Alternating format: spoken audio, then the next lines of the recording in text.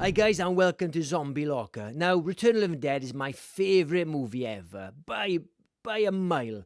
And it's crazy because it's still kind of underrated, even though it's got so much love on Rotten Tomatoes, if you speak to horror fans, zombie fans.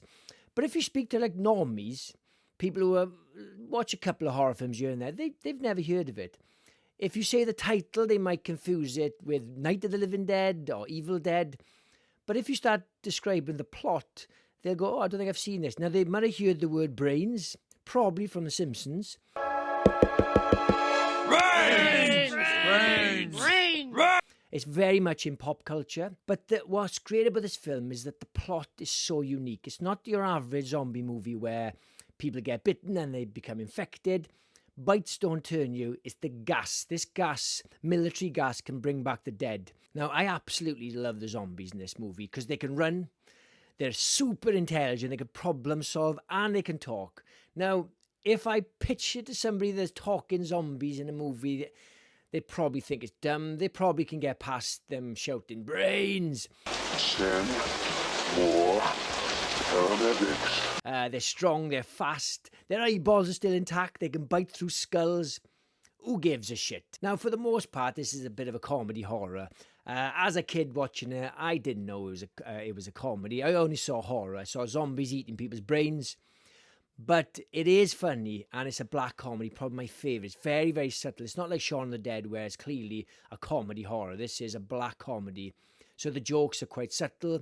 So there's an amazing scene where the first dead body comes back to life that's in the freezer, in the medical supply unit, and they try to saw his head off thinking they're going to kill it, but you cannot kill these things. That's why you have to burn the zombies, burn the bodies. But the scene is grotesque. It's not quite a kill because you can't kill a zombie, but when the skin is wrinkling, when they're sawing through it, it's so brutal, and it's one of my favourites. There's another amazing scene which is very iconic where they trap the zombie, the female zombie, just the torso, and they interrogate it, which is amazing. They ask it why it feeds on brains. It says it's in pain and brains makes the pain go away. I don't think they've ever had an interrogation of a zombie. They've had a little bit in Day of the Dead, but it wasn't interrogation, more testing. And this is why it's so unique. This is why it works, because they can talk and they communicate and they're very intelligent. Now, even though there's lots of comedic moments in this, there is some true horror. So my favourite one in particular is when the ambulance drivers go out to their ambulance before they know anything's going on. One goes to the back to get some more equipment, and the other one goes to the front. Puts the headlights on because it's dark and raining, and the whole front of the ambulance is covered in zombies. It is absolutely nightmare fuel. The finale, it's a great finale. Yeah, some people might think it's a bit anticlimactic. I don't care. It's probably the only way they could have ended it. So some of the characters are holed up in the basement where the canister is. At the side of the canister, you've got a number to phone for emergencies. They think they're calling for help, the cavalry. Turns out the military are just going to drop a bomb on the town or the area. Spoiler alert.